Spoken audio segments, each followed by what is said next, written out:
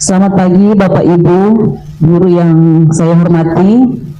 Di pagi hari yang indah ini kita bersyukur boleh ada di tempat ini.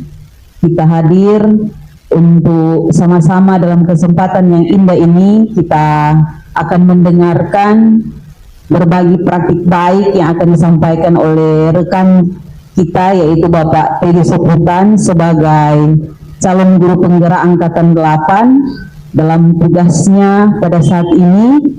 Untuk itu saya mengatasnamakan kepala sekolah mengharapkan agar supaya kita bisa hadir penuh dan dapat menyimak dengan baik untuk kegiatan sosialisasi yang akan disampaikan oleh Bapak Teddy, karena materi yang akan disampaikan ini tentu akan sangat berguna bagi kita semua untuk nantinya kita akan tindak lanjuti dalam kegiatan kita di sekolah ini sebagai guru-guru hebat yang ada. Untuk itu pada kesempatan ini diberikan kesempatan kepada Bapak Teddy Soputan sebagai calon guru penggerak angkatan 8 untuk menyampaikan materi. Silakan. Oke, terima kasih. Salam sejahtera untuk kita semua. Salam. Yang saya hormati Wakil Kepala Sekolah Urusan Kurikulum Ibu Dei Ponto. Yang saya hormati Wakil Kepala Sekolah Urusan Kesiswaan Ibu Kansia Lengkong PD. Yang saya cintai semua rekan-rekan guru yang boleh meluangkan waktu untuk bersama hadir di tempat ini dalam rangka diseminisasi atau sosialisasi tentang pemahaman pembelajaran dalam menerapkan budaya positif di sekolah. Dan saya adalah CGP Angkatan 8 dari Kabupaten Minahasa Selatan, dan hari ini saya akan memberikan materi tentang budaya positif di sekolah, karena ini merupakan bagian kami CGP, bagian untuk mensosialisasikan atau membagi apa yang ada pada kami tentang materi yang sudah kami pelajari. Dan tujuan pembelajaran adalah tentu yang pertama sebagai CGP saya membuat ini tugas dalam bentuk aksi nyata yang harus saya terapkan dan saya tampilkan nanti pada tugas saya di kurikulum Merdeka ini dalam pembelajaran sebagai guru penggerak. Dan tujuan kedua, bagaimana saya berbagi tentang materi budaya positif yang ada. Kemudian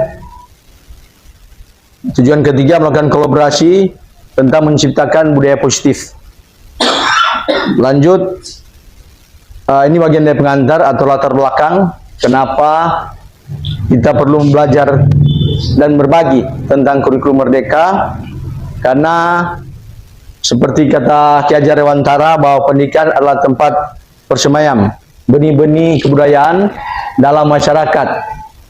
Juga KAD memiliki keyakinan bahwa untuk menciptakan manusia Indonesia yang beradab, maka pendidikan menjadi salah satu kunci utama untuk mencapai pendidikan dapat menjadi ruang berlatih, bertumbuh nilai-nilai kemanusiaan yang dapat diteruskan atau diwariskan. Kemudian tujuan dari pendidikan KAD yaitu menuntun segala kodrat yang ada pada anak agar mereka dapat mencapai keselamatan dan kebahagiaan yang setinggi-tingginya, baik sebagai manusia maupun sebagai anggota masyarakat. Yang ingin saya tanyakan di sini kata menuntun. Apa yang Bapak Ibu pahami tentang kata menuntun? Ada? Bisa? Menuntun siswa, mengarahkan, ya, menuntun, mengarahkan, membimbing, melatih. Itu bagian-bagian dari kata menuntun.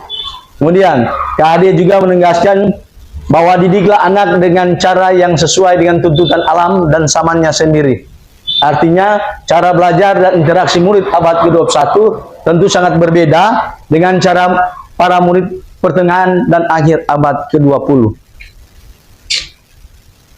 Kemudian kita menerapkan budaya positif di sekolah. Tentu sebagai guru kita harus memiliki kemampuan dalam mewujudkan budaya positif di sekolah, karena dengan menerapkan budaya positif dan mengimplementasikan konsep-konsep inti seperti perubahan paradigma belajar, kemudian disiplin positif, kemudian motivasi perilaku manusia, hukum dan penghargaan, kemudian posisi kontrol, restitusi, keyakinan sekolah atau keyakinan kelas, dan penerapan segitiga restitusi dalam menyelesaikan satu masalah. Yang menjadi perubahan paradigma belajar adalah dalam membangun budaya positif sekolah dapat menyediakan lingkungan yang positif, aman, dan nyaman agar siswa mampu berpikir, bertindak mandiri, dan bertanggung jawab. Disiplin sangat berkaitan dengan kontrol guru terhadap siswa. Sebelum kita masuk pada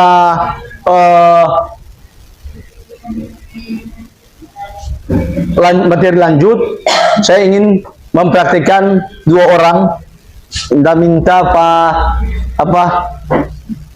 Gina dengan siapa?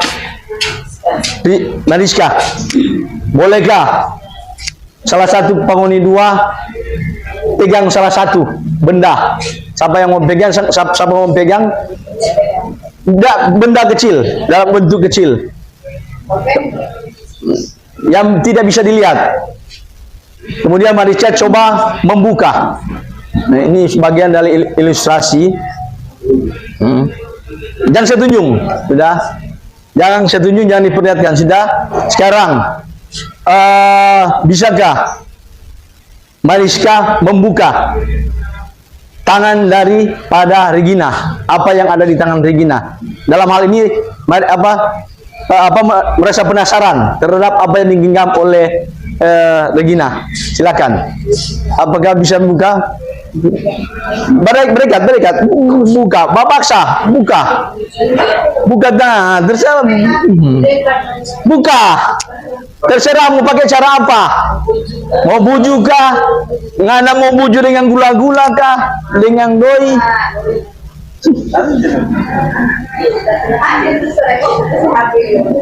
silakan.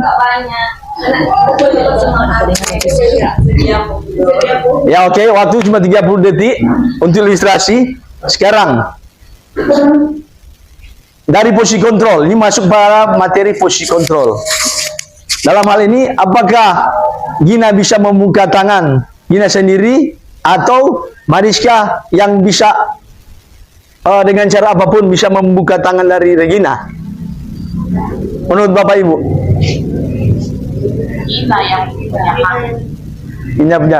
Ini materi sudah pernah diberikan oleh CGP Angkatan 7 Ibu Kansiah pada waktu lalu, dan saya hanya kembali mengulang lagi. Jadi orang saling berbagi dalam hal ini. Sudah. Jadi pada intinya dalam hal posisi kontrol, tidak ada orang lain yang bisa mengontrol diri kita sendiri selain diri sendiri. Ya, di sini kita masuk pada teori kontrol menurut William Glasser, bahwa meluruskan beberapa miskonsepsi tentang makna kontrol. Pertama, ilusi guru mengontrol murid. Jadi di sini pada dasarnya kita tidak dapat memaksa murid untuk berbuat sesuka jikalau murid tersebut memilih untuk tidak melakukannya. Sama yang tadi. Walaupun Mariska mau paksa membuka Regina petangan, tetap nak mau tak buka.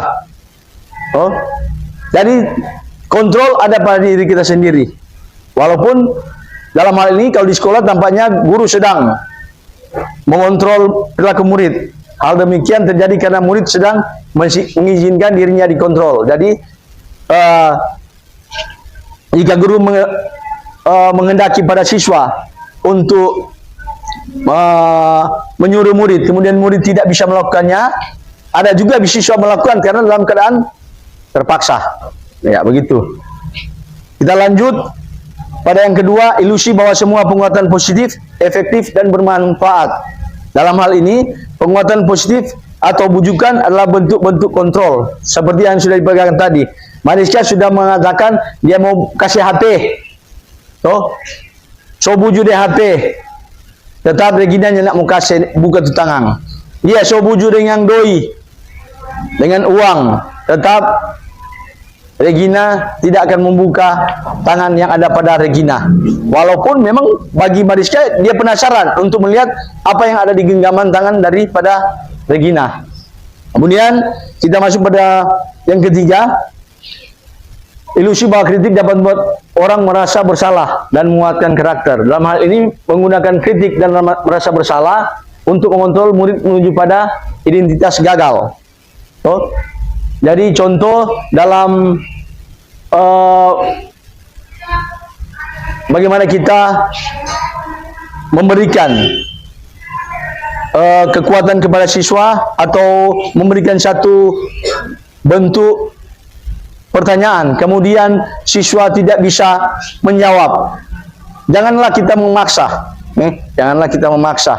Tentu mungkin dia tidak dapat mengekspresikannya dengan kata-kata, tetapi mungkin dia bisa dari kontrol guru tidak mungkin bisa diterima oleh siswa tersebut.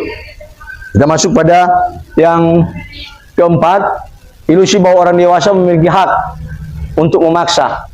Ya, memang banyak orang dewasa yang percaya bahwa mereka memiliki tanggung jawab untuk membuat murid berbuat hal-hal tertentu. Jadi karena orang dewasa maka seenak-enaknya mengatur anak-anak. Begitu juga dengan kita sebagai guru di sekolah, bagaimana kita menindak siswa dalam hal mungkin siswa membuat pelanggaran sehingga ada karena merasa sebagai guru, maka kita punya tanggung jawab untuk menyuruh siswa untuk melakukan satu pekerjaan yang sebenarnya tidak bisa dilakukan oleh siswa. Jika kita menangani mungkin siswa terlambat, dalam hal ini sebagai guru kita mau perintahkan dia untuk mengangkat sampah tempat sampah yang besar untuk dipindahkan. Padahal sesuai dengan kemampuan diri bahwa dia tidak bisa mengangkat sendiri tempat sampah tersebut. Sehingga mungkin ada penolakan. Tapi karena merasa guru yang suruh, mau tidak mau dia harus angkat, kasih pindah. Walaupun sampah yang sudah penuh banyak yang berjatuhan. Karena apa? Keterpaksaan.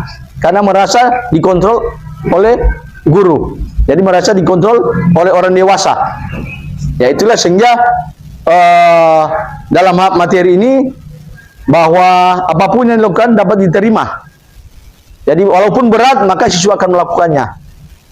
Dan itu bagian dari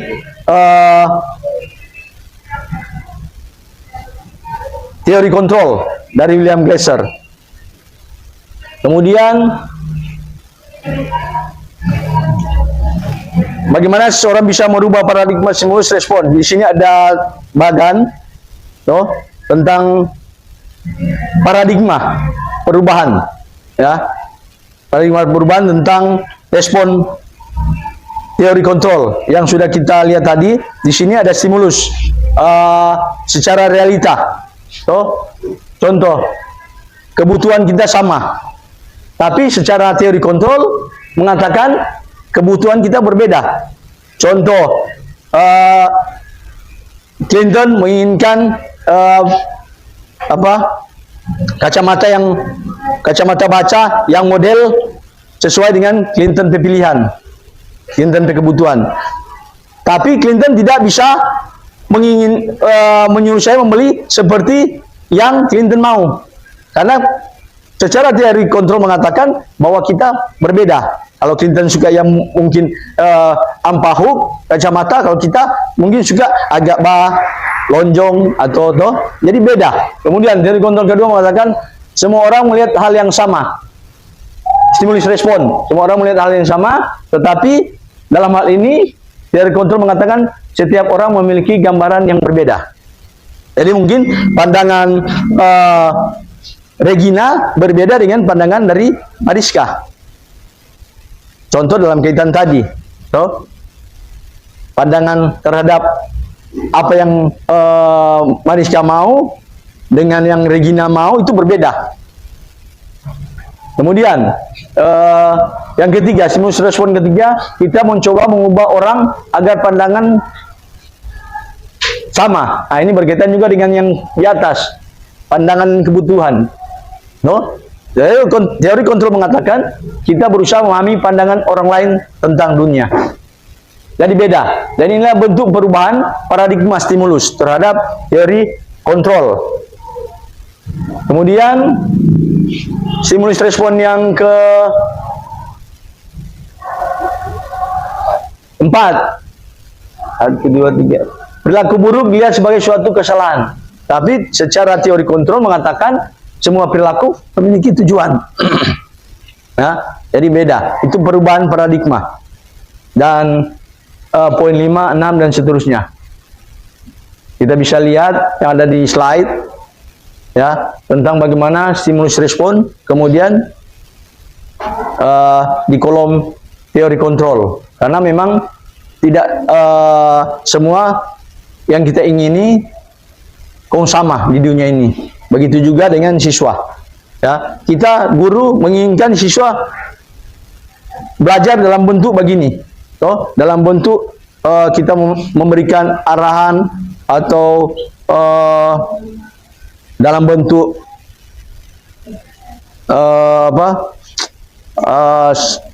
penyuluhan.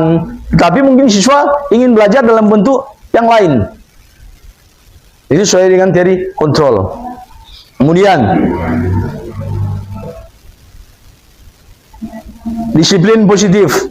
Kita masuk pada disiplin positif. Di sini Diana Gosen menyatakan bahwa arti dari kata disiplin berasal dari bahasa Latin disiplina, yang artinya belajar. Nah, jadi disiplin belajar. Kemudian dikaitkan dengan kehidupan kita. Kalau dari sini kita mendengar kata disiplin, kebanyakan orang akan menghubungkan kata disiplin dengan tata tertib atau teratur dan kepatuhan pada peraturan yang ada.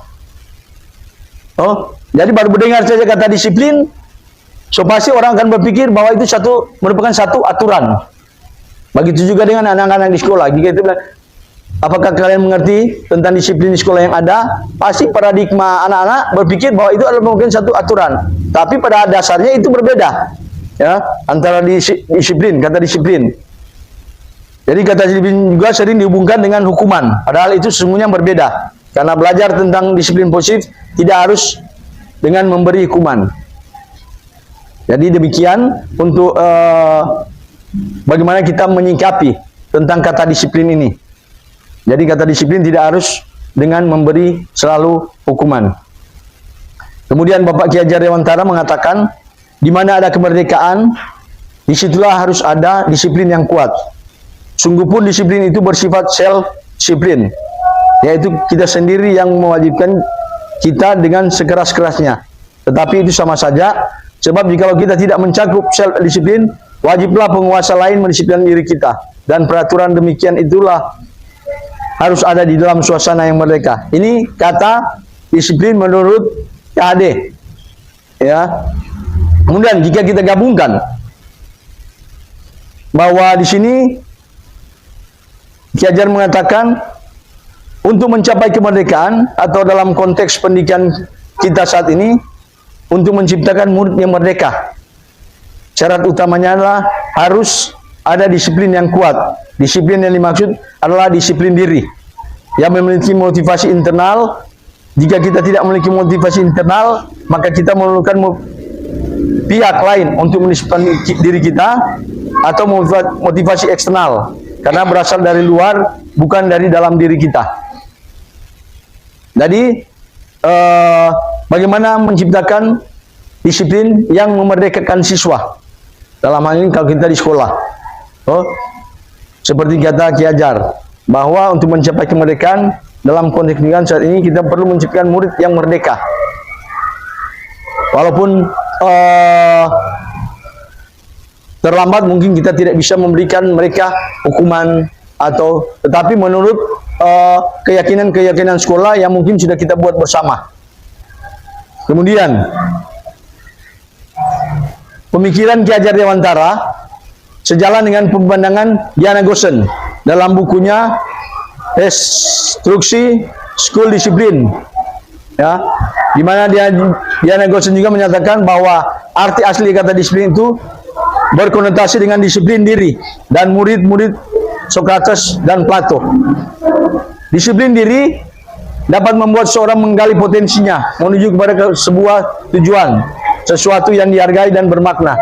Dengan kata lain, seseorang yang memiliki disiplin diri berarti mereka bertanggung jawab terhadap apa yang dilakukan karena mereka mendasarkan tindakan pada nilai-nilai kebajikan universal. Ya, jadi disiplin diri mengacu kepada nilai-nilai kebajikan universal. Kebajikan-kebajikan universal itu yang bagaimana? Yang berbentuk positif.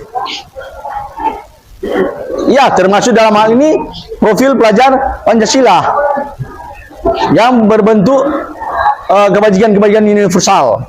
Tuh, ada mandiri, kreatif, kolaboratif, tuh, bersemangat, menghargai. Itu kata-kata atau kalimat-kalimat positif yang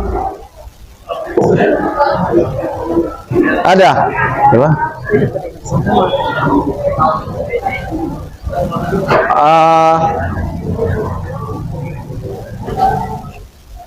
Kami sambut untuk selamat datang untuk Bapak Kepala Sekolah, karena tadi kebetulan sudah dibuka oleh para wakil, tapi saat ini Bapak Kepala Sekolah sudah berada karena tadi ada rapat dengan yayasan. Dan kita lanjut.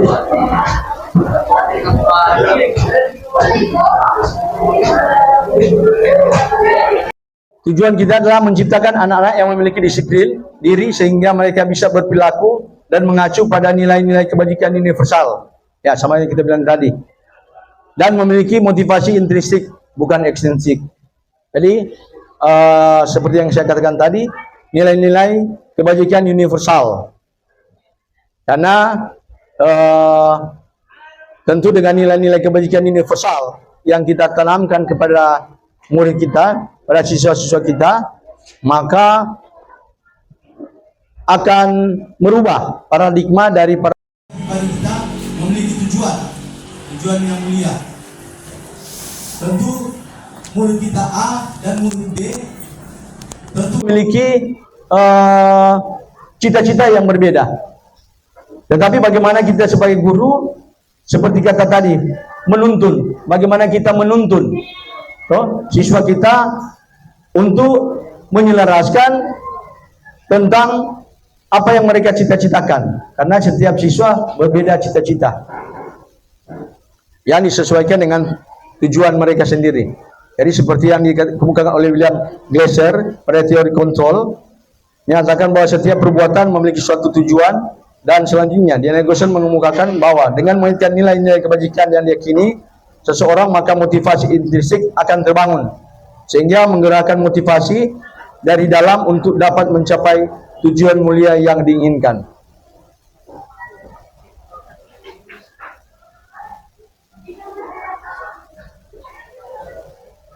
Kemudian salah satunya adalah nilai-nilai kebajikan yang ingin dicapai oleh setiap anak Indonesia yang kita kenal dengan profil pelajar Pancasila, ya itu yang saya katakan tadi.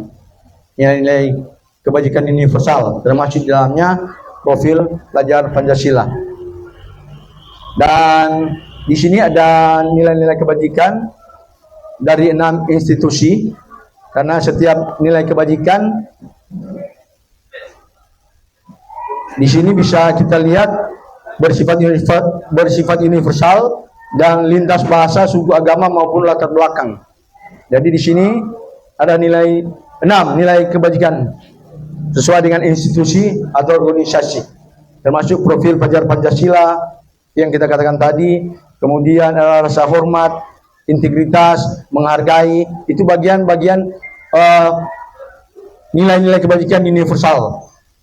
Nah, ada 6 organisasi yang memiliki tujuan tentang nilai-nilai universal yang semuanya berbaur positif.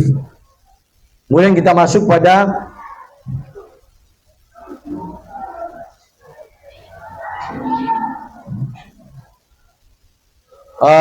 teori motivasi, hukuman dan penghargaan, restitusi. Di sini Diana Gosen dalam bukunya Restructuring School Discipline menyatakan ada 3 motivasi perilaku. Ya, ada 3 motivasi perilaku manusia. Yang pertama, untuk menghindari ketidaknyamanan atau hukuman. Ini adalah tingkatan terendah dari motivasi perilaku manusia. Biasanya orang yang termotivasi perilaku ini menghindari hukuman atau ketidaknyamanan dan akan bertanya, apakah yang akan terjadi apabila saya tidak melakukannya? Ya, ini contoh yang terendah karena tidak merasa nyaman dengan sesuatu sehingga akan dihukum. Contoh siswa. Jika kita memeriksa tugas yang ada, kemudian ada salah satu siswa yang tidak bisa menyelesaikan satu tugas, pasti dia akan berpikir, apa yang akan terjadi apabila saya tidak melakukannya. Jadi mau tidak mau, benar atau salah, atau dalam cara apa dia baking, mungkin walaupun dia tidak bisa pahami sekalipun, dia cuma mungkin menyontek. Kenapa? Menghindari rasa dari ketidaknyamanan. Itulah perilaku manusia.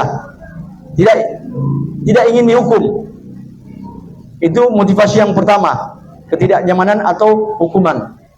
Karena tidak mau dihukum oleh guru, maka menyontek dia pertama, walaupun dia tidak memahami sendiri tugas yang diberikan oleh guru. Itu contoh yang pertama. Kemudian motivasi yang kedua, untuk mendapatkan imbalan atau penghargaan dari orang lain. Jadi ini adalah satu tingkat di atas motivasi. Yang pertama, di sini orang akan berperilaku untuk mendapatkan imbalan atau penghargaan dari orang lain. Dengan motivasi ini akan bertanya, apakah akan saya dapatkan apabila saya melakukannya? Contoh, siswa. Jika saya juara di kelas, apakah yang mama papa akan berikan untuk saya? Jadi perilaku ini menggambarkan tentang suatu penghargaan, harus mempunyai imbalan atas apa yang kita raih, prestasi yang kita dapat. Begitu juga dengan kita sebaliknya guru. Kita membuat perangkat pembelajaran untuk menyelesaikan tepat waktu. Karena mungkin ada pemeriksaan dari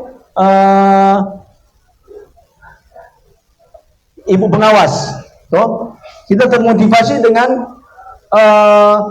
mungkin kita akan mendapat pujian dari ibu pengawas bahwa kita lebih-lebih dulu selesai membuat perangkat pembelajaran. Jadi itu bagian dari motivasi eksternal, ya. Jadi menyelesaikan sesuatu karena ada imbalan, karena ada penghargaan. Itu motivasi kita yang kedua. Dan motivasi ketiga adalah untuk menjadi orang yang mereka inginkan dan menghargai diri sendiri dengan nilai-nilai yang mereka percaya. Jadi orang yang dengan motivasi ini akan bertanya, akan menjadi orang seperti apa bila saya melakukannya. Kemudian mereka melakukan sesuatu karena nilai-nilai yang mereka yakini dan hargai. Dan mereka melakukannya karena mereka ingin menjadi orang yang melakukan nilai-nilai yang mereka yakini tersebut. Ini adalah motivasi yang akan membuat seseorang memiliki disiplin positif. Karena bersifat internal. Jadi, contoh, saya bisa menyelesaikan perangkat pembelajaran saya tepat waktu. Karena mengingat saya punya banyak tugas. Saya harus menyelesaikan tugas tanggung jawab saya di rumah. Saya harus menyelesaikan tanggung jawab tanggung jawab saya sebagai guru penggerak, karena juga di dalam guru penggerak banyak hal-hal yang saya pelajari dan banyak tugas yang harus saya kerjakan. Jadi saya harus mengatur waktu sebaik-baiknya. Itu adalah bagian motivasi intrinsik. Ya, bagian motivasi intrinsik dengan nilai-nilai positif yang ada dalam diri kita. Jadi karena kemauan kita sendiri, bukan karena kemauan atau paksaan kehendak dari orang lain. Itu merupakan satu gambaran. Kemudian kita lanjut. Di sini ada satu kasus.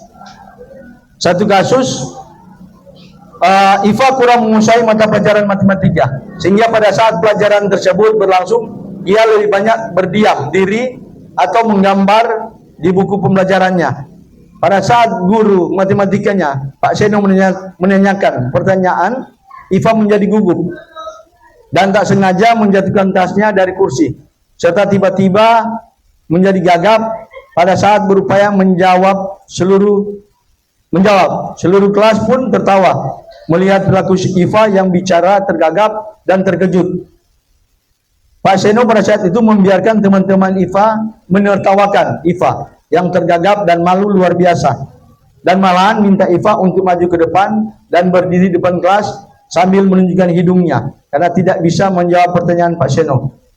Kelas semakin gaduh dan anak-anak pun tertawa melihat Iva di depan kelas memegang ujung hidungnya. Di sini ada dua pertanyaan dari ilustrasi tadi. Yang pertama, apakah Anda setuju dengan tindakan Pak Seno terhadap Iva? Mengapa? Ada yang boleh?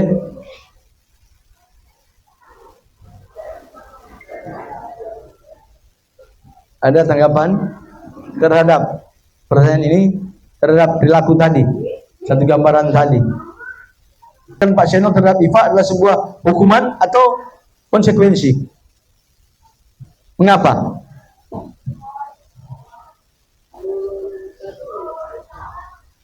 Ya, kalau satu, iya tidak setuju. Alasan?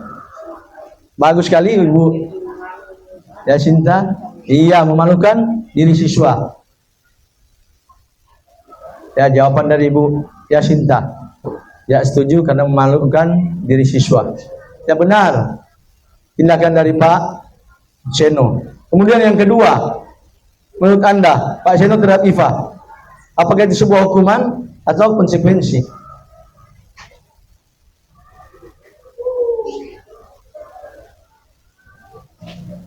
Waktu, ya, sama Ibu Yasinta tadi tidak setuju. Dan kedua, ya menurut saya sebagai hukuman, bukan sebuah konsekuensi. Ya, karena pada saat itu Iva disuruh untuk maju depan. Oke, kita lanjut karena mengingat waktu. Dalam menjalankan peraturan ataupun kegiatan sekolah, bila mana sesuatu pelanggaran, tentu sesuatu harus terjadi. Untuk itu kita perlu meninjau ulang tindakan penegakan peraturan kegiatan sekolah atau kelas selama ini. Tindakan terhadap suatu pelanggaran pada umumnya berbentuk hukuman dan konsekuensi. Jadi di sini mungkin setelah kita belajar, saling sharing di chat ini, saling saya membagi, mungkin kita bisa merubah paradigma dan juga meninjau kembali keyakinan kelas di kelas kita masing-masing ataupun keyakinan kelas kita sebagai guru mata pelajaran. Ya, setelah belajar ini, karena ada perbedaan antara hukuman dan konsekuensi dalam pembelajaran.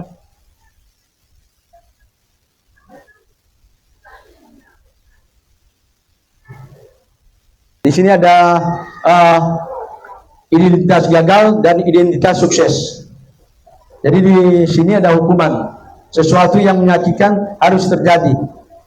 Kalau di kata disiplin ada dua, konsekuensi dan restitusi. Jadi kalau di hukuman sesuatu menyakitkan harus terjadi, kalau di konsekuensi sesuatu harus terjadi. Kemudian di restitusi merupakan satu pilihan. Jadi restitusi itu bagian dari mencari solusi, ya, restitusi. dari satu kesalahan. Jadi kedua, tidak nyaman untuk murid atau untuk jangka waktu yang panjang. Kalau di konsekuensi, tidak nyaman untuk murid untuk jangka waktu pendek. Konsekuensi. Sedangkan restitusi menguatkan murid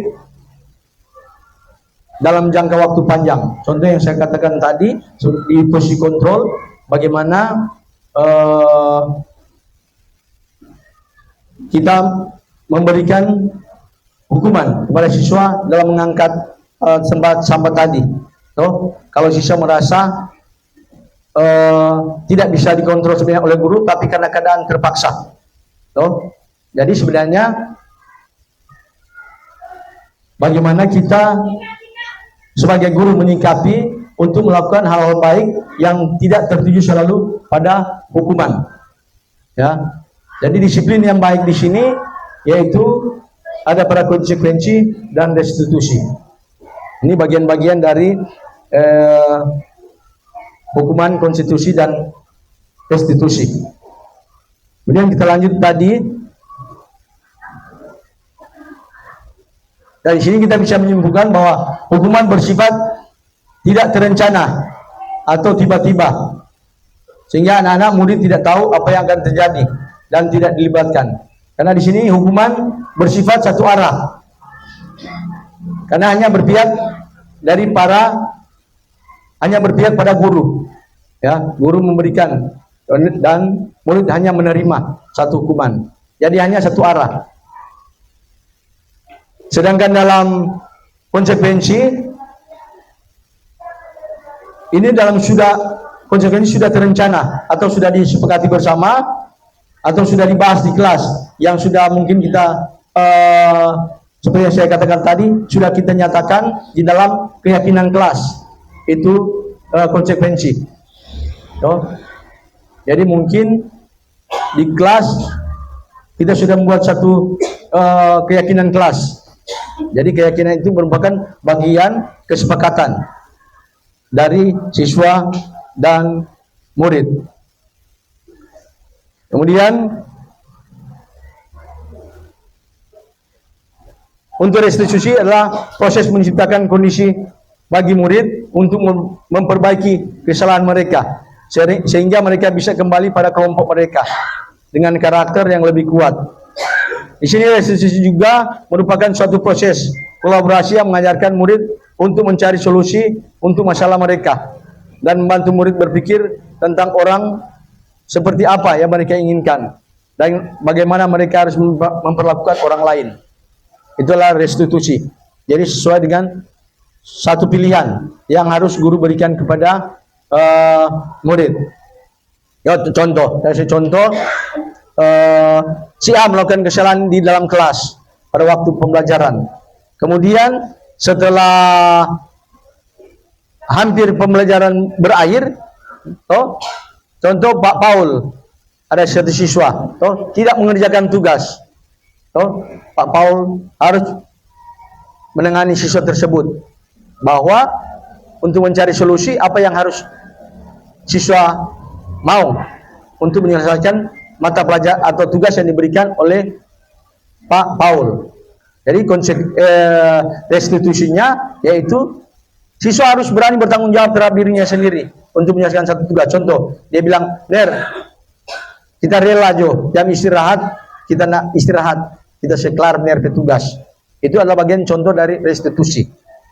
Nah, bukan berarti kita memaksakan dia untuk menyelesaikan dalam waktu 5 menit. Jangan kita memaksa, tetapi memberikan dia satu pilihan, itu restitusi. Jadi mungkin dia bisa selesaikan dalam waktu istirahat. Oke. Kemudian lanjut. Ciri-ciri restitusi di sini ada berapa? Yaitu restitusi bukan untuk menebus kesalahan, namun untuk belajar dari kesalahan. Itu yang seperti yang saya bilang tadi, satu gambaran, ya, memecahkan satu solusi terhadap satu masalah, cara yang terbaik dengan memberikan kembali feedback kepada siswa.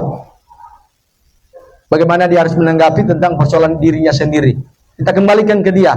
Jangan kita mengambil konsekuensi, tapi lebih baik ke cara yang restitusi, ke cara pilihan yang lebih baik. Kemudian ciri-ciri ini restitusi memperbaiki hubungan. Jadi mungkin anak pada awalnya takut, tapi karena dengan bagaimana kita menuntun dia, maka anak tidak lagi takut pada guru. Karena kita mempunyai hubungan yang baik. Kemudian restitusi adalah tawaran, bukan paksaan. Ya seperti kita bilang tadi. Tawaran, kita kasih tawaran. Atau kata menuntun. Kita menawarkan. Kita mengarahkan. Kalau begitu, bapaknya nak memaksakan karena masih kelar 5 menit ini, tapi selesaikan pada jam istirahat. Ya begitu, itu restitusi. Baru ciri yang berikut, menuntun untuk melihat ke dalam diri. Ya, seperti yang kita katakan tadi. Tuntun dia, arahkan dia, bimbing dia. Karena di sini orang guru sebagai pamong. Seperti awal kita bilang tadi, menurut Gade, guru itu pamong, guru itu panutan. Guru itu hanya menuntun. Ya. Karena menyesuaikan dengan zaman. Zaman pertengahan abad 20 zaman berbeda dengan zaman sekarang. Zaman abad 21 yang lebih cenderung kepada iptek. Kemudian restitusi mencari kebutuhan dasar yang mendasari dari tindakan.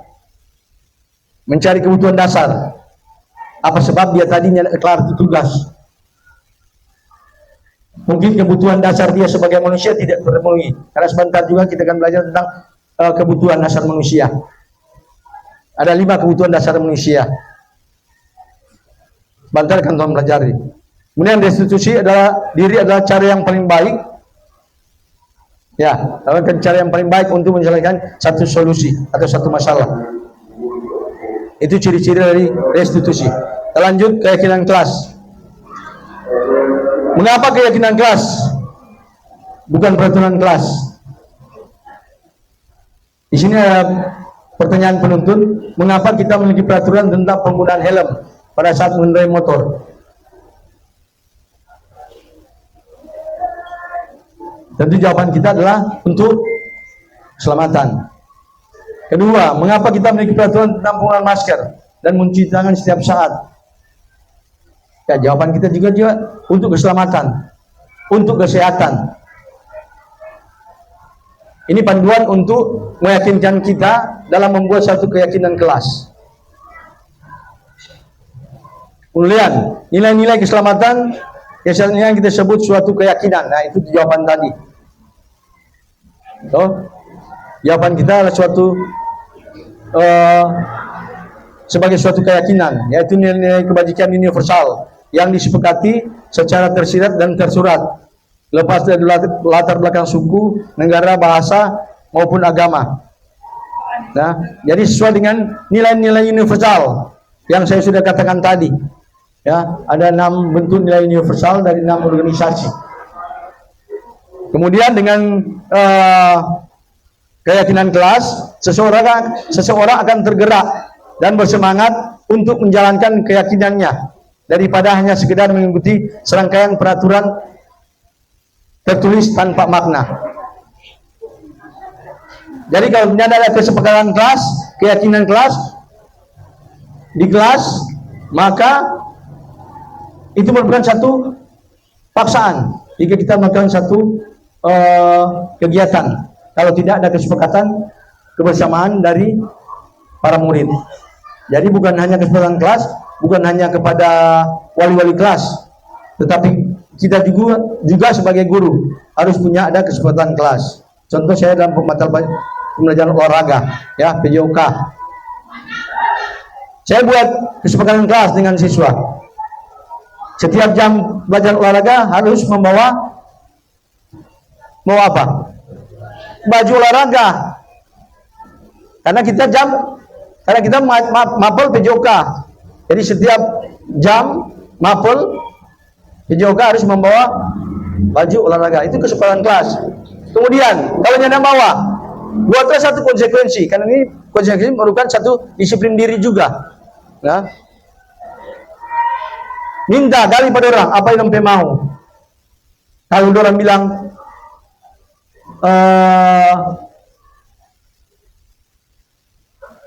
kalau tidak bawa baju, terserah orang. Kalau orang mau bilang konsekuensi nyenak baju olahraga pada saat melakukan praktek, apa yang nomor mau mungkin dikatakan alfa pada saat itu, ya tergantung siswa karena sesuai dengan konsekuensi. Kemudian susunlah keyakinan kelas sesuai prosedur atau pembunuhan kelas dengan kalimat-kalimat positif. Nah, di sini ada kalimat positif dan kalimat negatif. Contoh, jangan berlari di kelas atau koridor. Itu di kalimat negatif. Kalimat positifnya, berjalanlah di kelas atau koridor. Nah, jadi buat kalimat positif di dalam satu keyakinan kelas atau keyakinan sekolah. Jadi keyakinan sekolah bisa juga ada, keyakinan kelas juga bisa juga kita buat. Kemudian kalimat positif, kalimat negatif kedua, jangan terlambat. Kalimat positifnya, datanglah tepat waktu.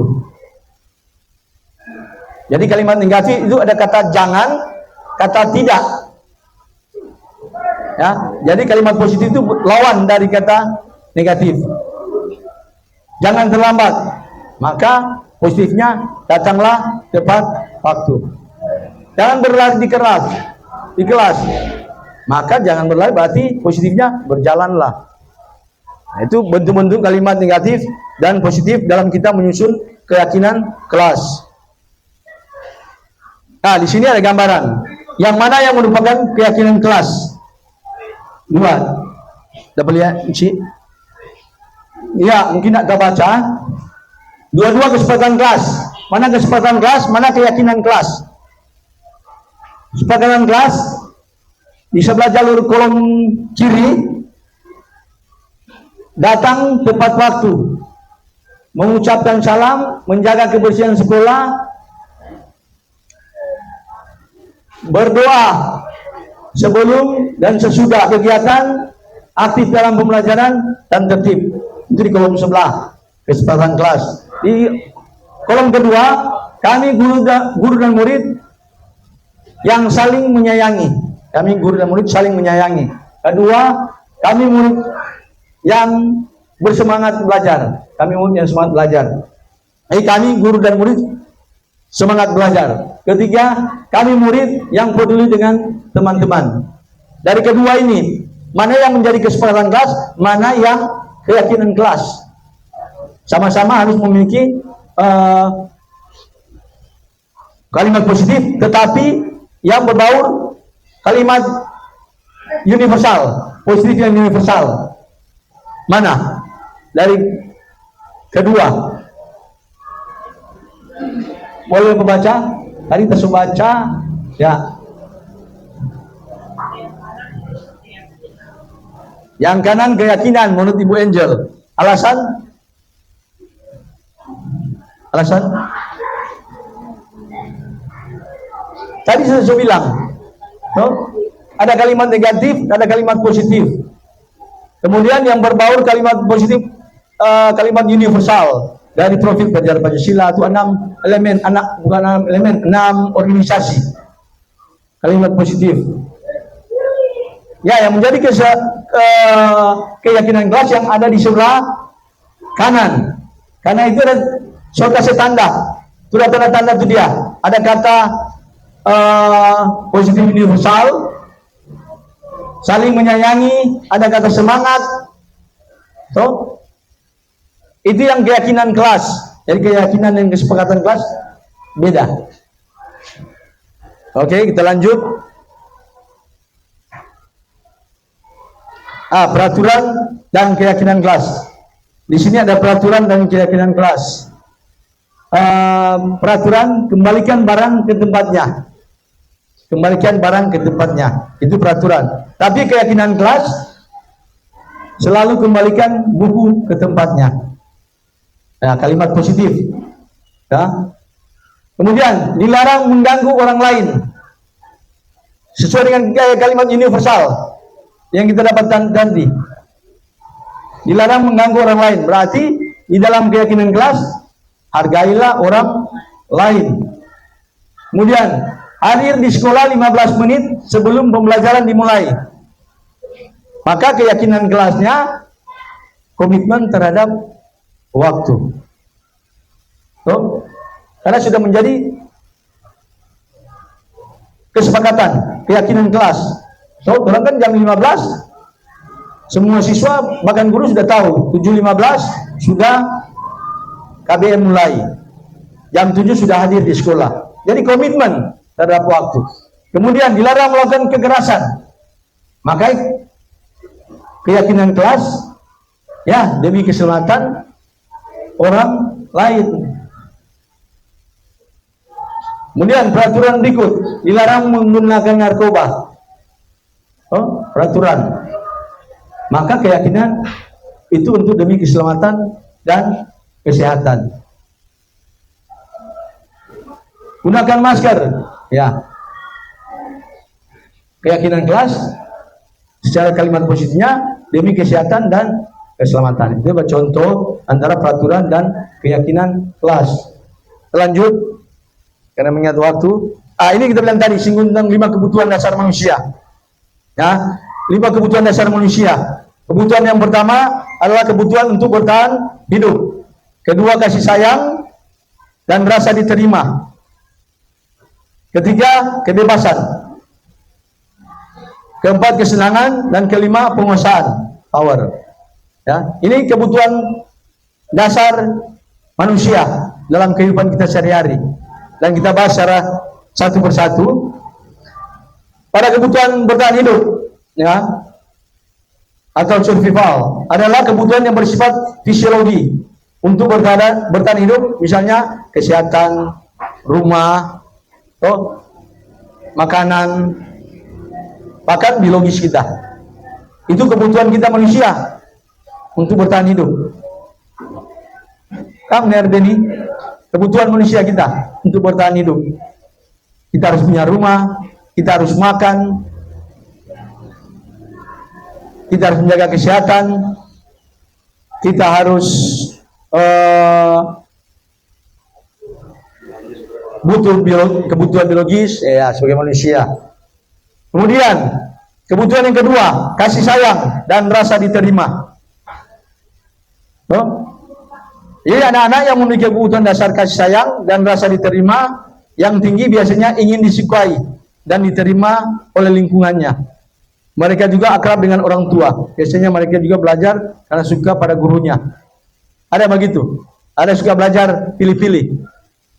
Karena ada tuh, kita lebih suka belajar benci ini. Tuh, itu masuk kebutuhan dasar siswa sebagai kebutuhan dasar manusia. Karena apa?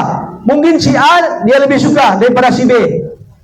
Dia ingin diterima oleh si A karena dia rasa apa yang diajarkan oleh si A sangat cocok untuk dirinya. Jadi sebagai guru juga kita harus mengintrospeksi diri. Siapa siswa lebih memilih si A daripada saya? Karena itu sesuai dengan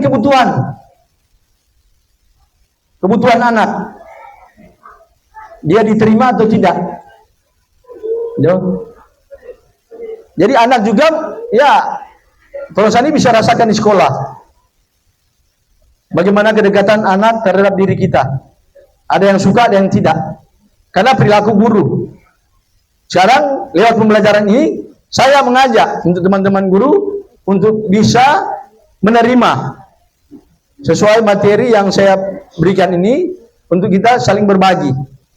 Jadi di sini perlu ada kolaborasi antara sesama teman guru. Dalam hal ini juga saya berbagi. Lanjut, kebutuhan yang ketiga tentang penguasaan. Kebutuhan ini berhubungan dengan kekuatan untuk mencapai sesuatu, menjadi kompeten, menjadi terampil, dan diakui prestasi keterampilan. Nah, ini penguasaan. Siswa, contoh, ala kita jago di basket. Terampil di basket, kita ingin dihargai karena kita kuasai satu. Kita menguasai ini, pasti kita dicintai, kita diakui di sekolah, diakui teman-teman guru, diakui oleh guru dan diakui oleh teman-teman sekolah. Itu penguasaan, kebutuhan. Kebutuhan akan pengakuan dirinya bahwa dia bisa secara pribadi. Mungkin dia punya hobi karate, juara-juara, dia termotivasi supaya kita punya pengakuan oleh bapak kepala sekolah, kita bawa medali selalu di sekolah untuk mengikuti O2SN. No? Itu bagian dari kebutuhan dasar manusia. Kebutuhan keempat, kebebasan. Ya, kebutuhan akan pilihan ini. Jadi kebutuhan untuk bebas adalah kebutuhan akan kemandirian, otonomi, memiliki pilihan dan mampu mengendalikan arah hidup seseorang. Jadi memiliki pilihan. Di sini anak-anak akan dengan kebutuhan kebebasan yang tinggi menginginkan pilihan. Mereka perlu banyak bergerak, suka mencoba-coba, tidak terpengaruh orang lain, dan sedang mencoba hal yang baru dan menarik. Sama kita bilang tadi, dia tidak suka Paul mengajar dengan hanya menerangkan atau hanya menulis, catat buku sampai habis. No? Dia perlu punya kebutuhan dasar yang dia inginkan, yang lebih menarik terhadap dia, untuk dia bisa pahami materi yang diberikan oleh Paul. Itu kebutuhan dasar. Dia ingin yang lebih menarik, mungkin lebih tertantang. Memang tidak semua siswa suka dengar bicara.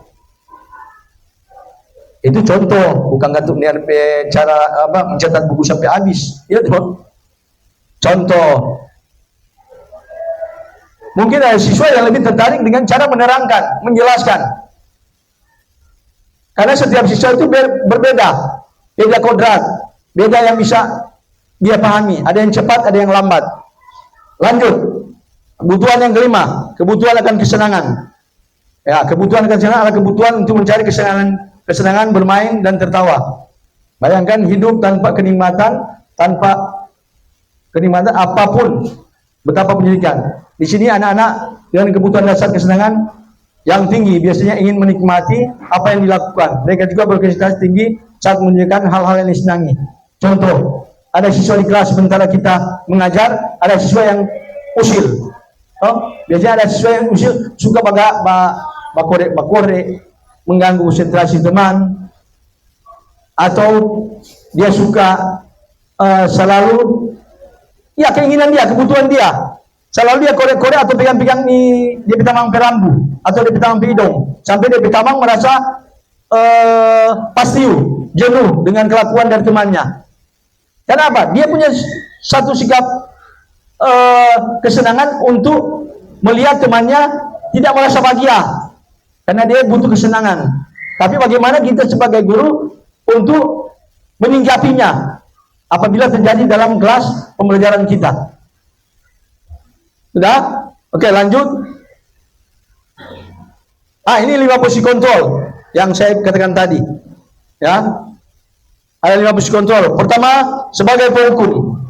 Seseorang penghukum bisa menggunakan hukuman fisik maupun verbal. Orang-orang yang menjalankan posisi kontrol penghukum senantiasa mengatakan bahwa sekolah menggunakan sistem atau alat yang dapat lebih menegakkan murid-murid lebih dalam lagi. Guru-guru yang menjalankan posisi kontrol, posisi penghukum akan berkata, patuhi aturan saya, awas kalau tidak. Itu penghukum, dan itu terjadi pada diri saya. Karena kebetulan saya di Kesuat, kebanyakan saya kalau siswa terlambat atau melakukan satu kesalahan, saya melakukan posisi kontrol diri saya sebagai penghukum. Tapi setelah saya belajar di CGP, maka semua akan terbalik. Ya, karena saya feedback dengan apa yang saya lakukan dulu. Dan posisi sebagai penghukum nadanya selalu tinggi. Ya, bahasa tubuh, mata melotot, jari-jari menunjukkan, seperti tadi. Awas kalau nak backing. Jangan kita sendiri sebagai seorang penghukum. Tapi setelah saya belajar tentang posisi kontrol, maka saya akan tertarik pada posisi kontrol yang terakhir. Ini posisi kontrol yang pertama. Posisi kontrol yang kedua, membuat merasa bersalah. Pada posisi ini biasanya guru akan bersuara lebih lembut. Lebih lembut membuat merasa bersalah, akan menggunakan keningan yang membuat orang lain merasa tidak nyaman. bersalah atau rendah diri. Kata-kata yang keluar dengan lembut seperti ibu sangat kecewa sekali dengan yang kamu lakukan. Tuh, membuat merasa bersalah. Gimana kalau orang tua kamu tahu apa yang kamu lakukan? Tuh, sehingga murid di sini merasa dia disalahkan, tuh, terhadap apa yang dia lakukan. Sehingga pada posisi ini murid akan memiliki penilaian diri yang buruk tentang diri mereka. Murid tidak berharga, merasa tidak berharga dan telah menjadikan orang-orang yang disayanginya. Seperti kata tadi, bagaimana jika orang tua kamu tahu tentang apa yang kamu lakukan?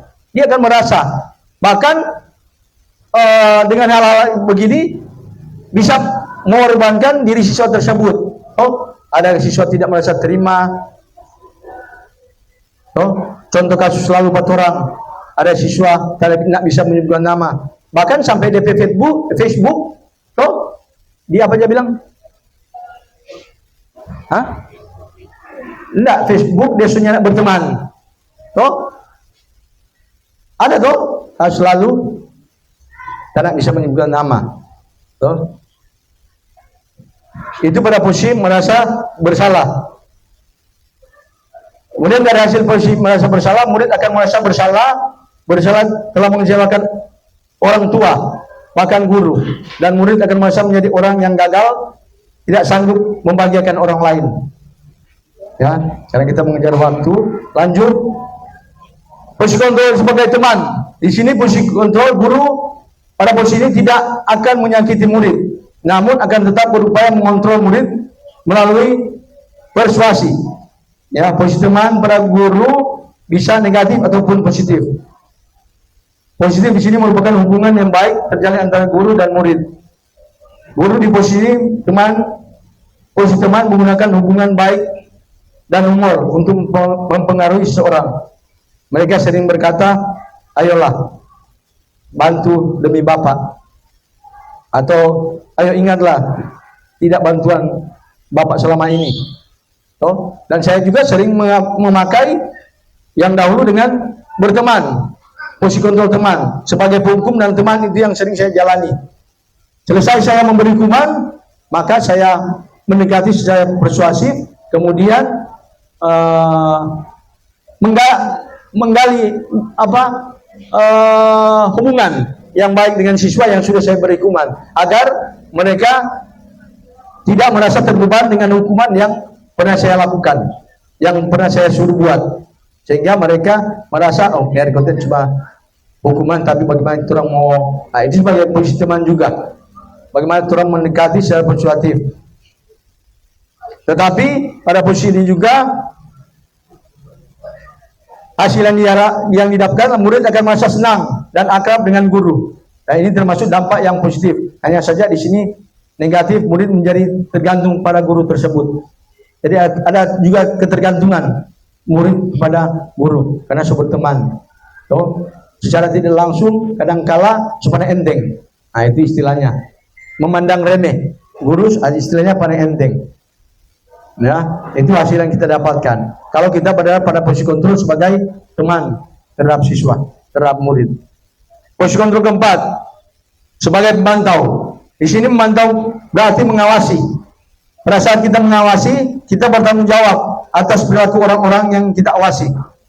Posisi pemantau berdasarkan pada peraturan dan konsekuensi, dengan menggunakan sanksi dan konsekuensi. Kita dapat menyelesaikan hubungan pribadi kita dengan murid.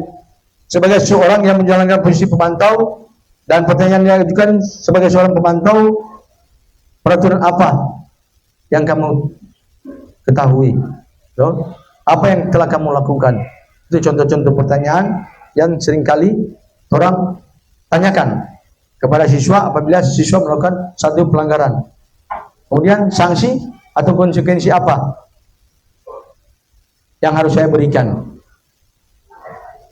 Itulah posisi sebagai pemantau. Pertanyaan-pertanyaan seperti itu yang sering terjadi kepada diri kita apabila kita pada posisi guru sebagai posisi pemantau. Posisi kontrol yang kelima, ini adalah posisi masih pemantau. Hasil yang diharapkan murid memahami konsekuensi yang dijalankan karena telah melanggar salah satu peraturan sekolah. Ya, itu yang pemantau. Seperti itu bilang tadi. No? Lanjut. Ada mengejar waktu. Posisi manajer. Ya, posisi manajer adalah posisi di mana guru berbuat sesuatu bersama dengan murid, mempersilakan murid mempertanggungjawabkan perilakunya, kemudian mendukung murid agar dapat menemukan solusi atas permasalahannya sendiri. Seorang posisi manajer telah memiliki keterampilan di posisi teman maupun pemantau. Ya, dia memiliki posisi sebagai teman dan pemantau. Ini posisi manajer. Dan dengan demikian bisa jadi di waktu tertentu. Kembali kepada kedua posisi tersebut bila diperlukan. Namun bila kita menginginkan murid-murid kita menjadi manusia yang merdeka, mandiri, bertanggung jawab, maka kita perlu mengacu kepada restitusi yang dapat menjadikan murid kita sebagai seorang manajer bagi dirinya sendiri. Dan di mana di posisi manajer murid diajak untuk menganalisa kebutuhan dirinya maupun kebutuhan orang lain. Di sini penekanan bukan pada kemampuan membuat konsekuensi, namun pada kolaborasi dengan murid. Dan sering pertanyaan yang kita sampaikan, jika kita mengacu pada posisi kontrol sebagai manajer, saat ini yang ada lakukan yang 4 orang, ya CGP Angkatan 7, bukan SIA, sudah menerapkan posisi diri sebagai guru di posisi manajer. Dan sebelumnya Ibu Winsi Lengkong, karena Ibu Winsi CGP Angkatan 3 yang sudah menjadi kepala sekolah. Jadi yang ada 2 guru yang sudah menerapkan, sedangkan saya baru belajar, baru menjalani pada tahap ini. Ya, saya juga sedang belajar untuk menjadi posisi sebagai manajer. Saya tinggalkan posisi kontrol saya sebagai penghukum. Ya, saya tinggalkan posisi kontrol saya sebagai pengurus. Saya coba belajar untuk masuki pada posisi kontrol diri saya sebagai seorang manajer.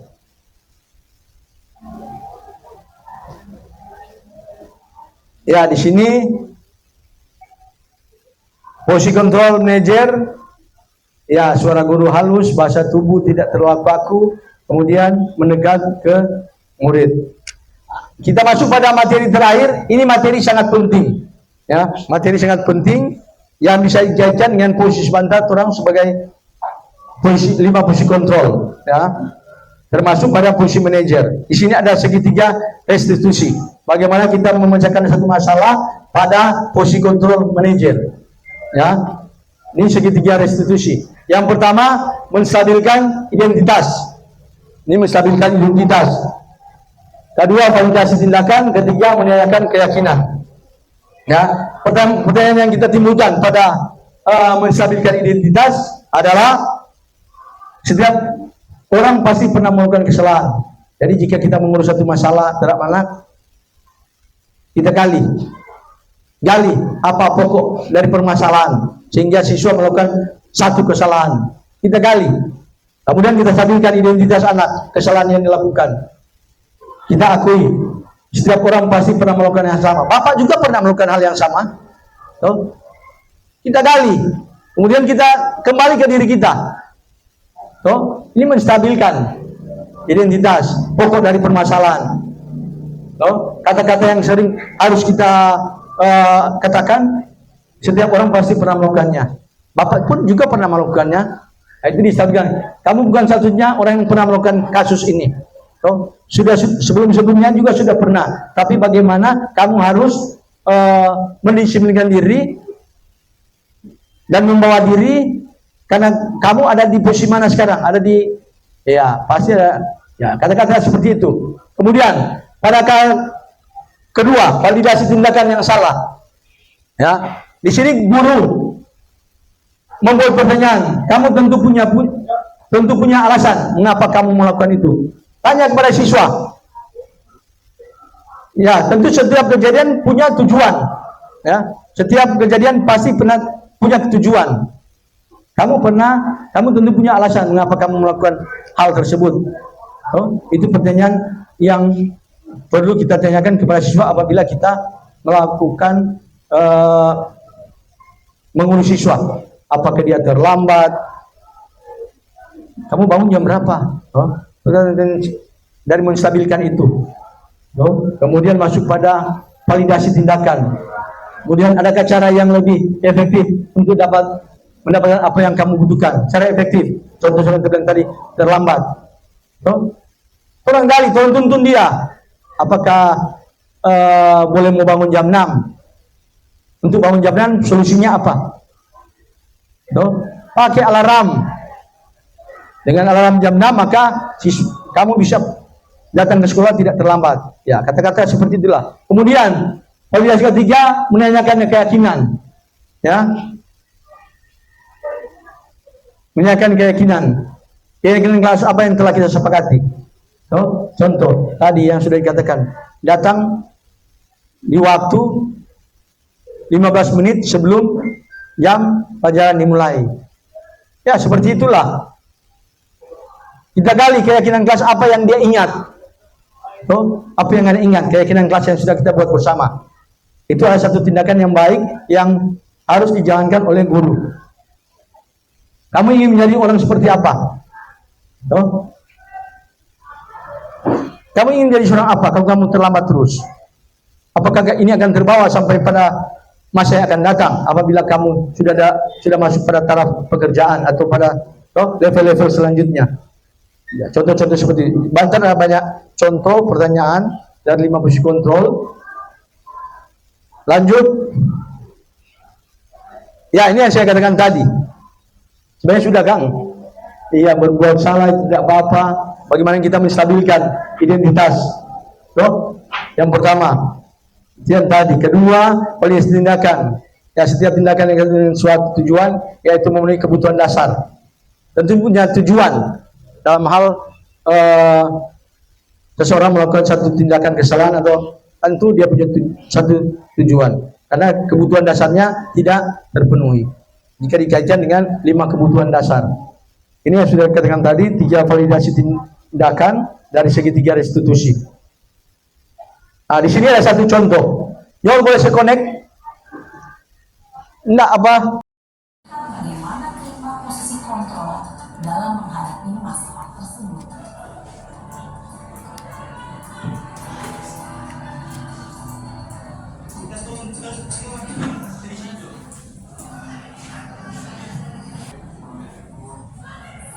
Coba, alasan kamu apa lagi?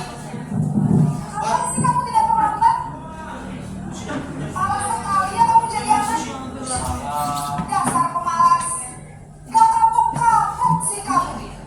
Sudah berapa kali terlambat? Sana, kamu keliling lapangan basket 2 kali. Kenapa saya harus keliling lapangan basket, Bu? Kenapa? Kamu melawan ibu. Berani-beraninya jawab. Sudah terlambat, masih berani jawab pula. Sekarang, keliling lapangan basket 5 kali sekalian. Biar kapok. Cepat. Pergi sana ke lapangan basket. Posisi penghukum biasanya berbicara dengan nada tinggi, menghardik, menunjuk-nunjuk, menyakiti, dan menyindir. Hukuman bisa berupa fisik maupun psikis. Ibu dan bapak guru hebat. Dampak yang terjadi pada murid ketika berada pada posisi penghukum adalah murid cenderung akan memberontak, bahkan menyimpan dendam.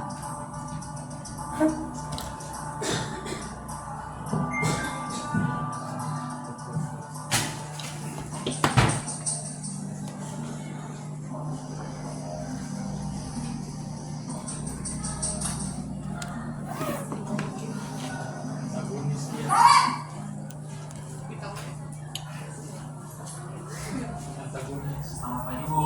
Karen, kamu kenapa terlambat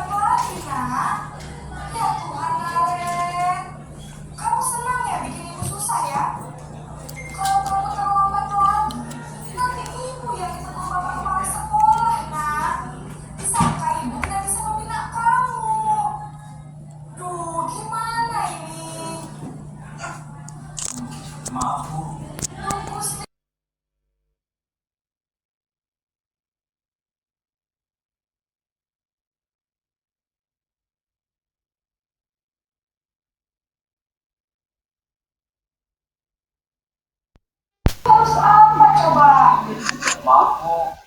Maaf. Ya sudah, lain kali jangan bikin ibu susah lagi ya nak ya. Ibu tidak akan kuat lagi kalau kamu begini terus. Bisa jantungan kalau ibu ditegur bapak kepala sekolah. Sana cepat ke kelas. Maaf ya Bu. Maaf sekali. Posisi pembuat rasa bersalah berbicara dengan nada tenang, cenderung lembut. Namun kata-kata yang diutarakan membuat murid merasa menjadi orang yang gagal, memandang buruk dirinya sendiri, merasa tidak berharga, dan tidak sanggup membahagiakan orang lain. Ketika guru mengambil posisi pembuat rasa bersalah, murid akan menganggap dirinya yang bersalah dan ia akan menyimpan emosi negatif tersebut di dalam dirinya.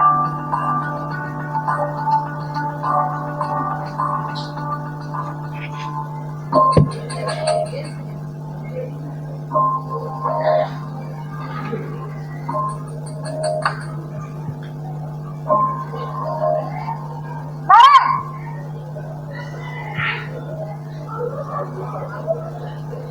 Selamat pagi Bu. Wah, sudah jam berapa ini nak? Terlambat lagi ya sayang. Iya Bu. Habis ibu saya lupa bangunkan saya Bu. Kamu malah menyalahkan ibu kamu. Kamu bukannya anak yang larinya paling kencang. Kok terlambat sih? Iya Bu. Saya memang terlambat bangun tadi. Jadi biarpun saya lari kencang, tetap gak kekejar Bu. Ya sudah sana. Nanti lain kali larinya lebih kencang lagi ya. Biar gak terlambat lagi. Bikin seneng ibu. Demi ibu. Bisa kan? Bisa lah Bu. Ya sudah sana masuk kelas. Ibu beresin urusan absen kamu. Kamu ini ada-ada saja. Dalam posisi teman, guru berbicara dengan nada suara ramah, akrab, cenderung bersenda gurau untuk menjaga suasana tetap santai. Murid akan merasa senang, aman, dan akrab dengan guru. Identitas yang tercipta adalah identitas sukses atau berhasil.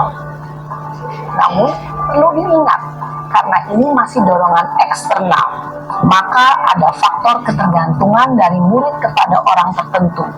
Di sini, guru absennya, sehingga di lain waktu, murid bisa berperilaku baik, namun hanya kepada orang-orang tertentu saja.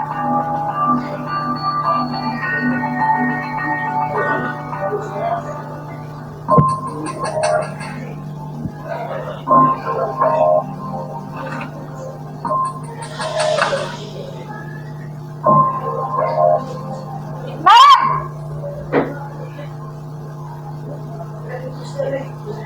Selamat pagi Bu. Naren, apa peraturan sekolah kita tentang jam berapa kita harus masuk sekolah, nak? Kita harus di sekolah jam 7 Bu. Iya, betul. Sekarang sudah jam 7.20. Naren sudah tahu konsekuensinya jika terlambat hadir. Paham Bu.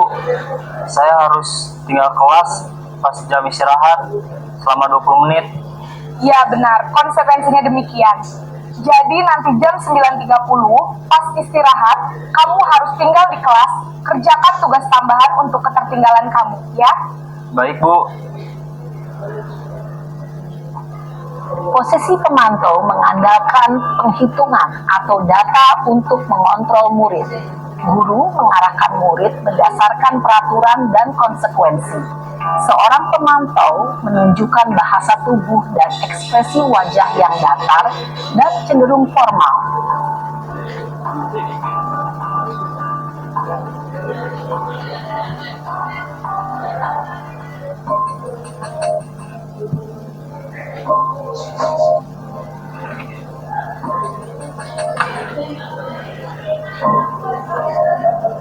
Naren!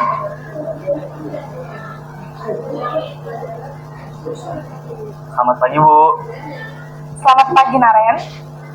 Maaf Bu, saya terlambat. Iya, sekolah masuknya jam 7, sekarang sudah jam 7.20. Jadi sekarang bagaimana ini, Naren? Maaf Bu, saya lupa setel alarm saya semalam.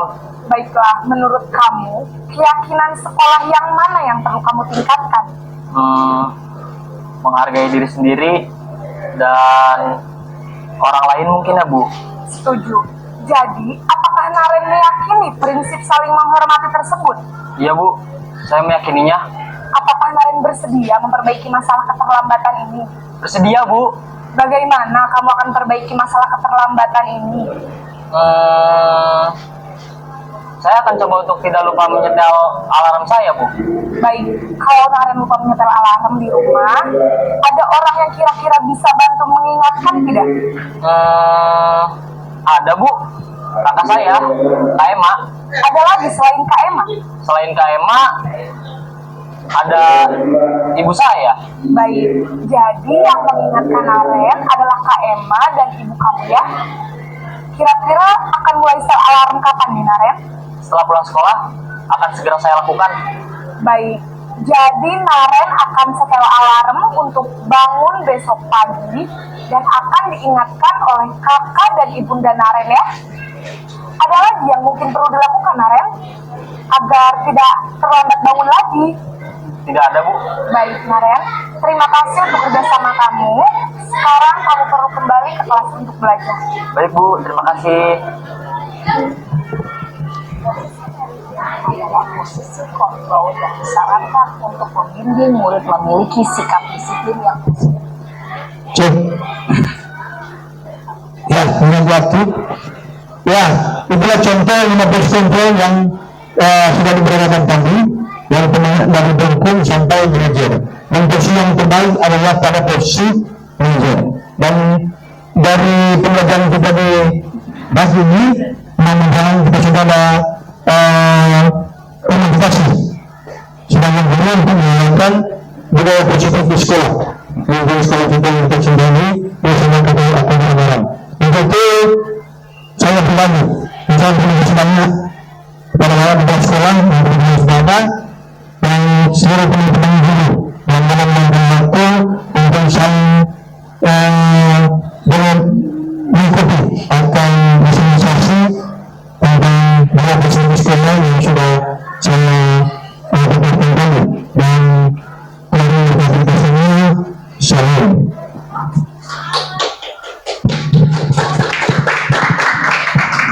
Ya, terima kasih. Walaupun memang makan waktu ini, tapi cuma kali kok sama Ibu Kanti kan kali lalu. Jadi saya minta supaya apa yang kita dapatkan lewat sosialisasi dari calon guru penggerak ini, saya kira itu bisa juga menambah wawasan kita ya tentang penerapan kurikulum merdeka. Ya, jadi mudah-mudahan dengan materi yang tadi, ya contohnya kebutuhan dasar dan lain sebagainya yang sudah didapatkan itu, ya bisa kurang praktekkan. Kemudian bagaimana menyelesaikan apa masalah antar siswa dengan siswa di kelas dan mana juga, saya kira ini sangat membantu untuk memperluas wawasan kita tentang kurikulum merdeka. Ya, mengingat waktu.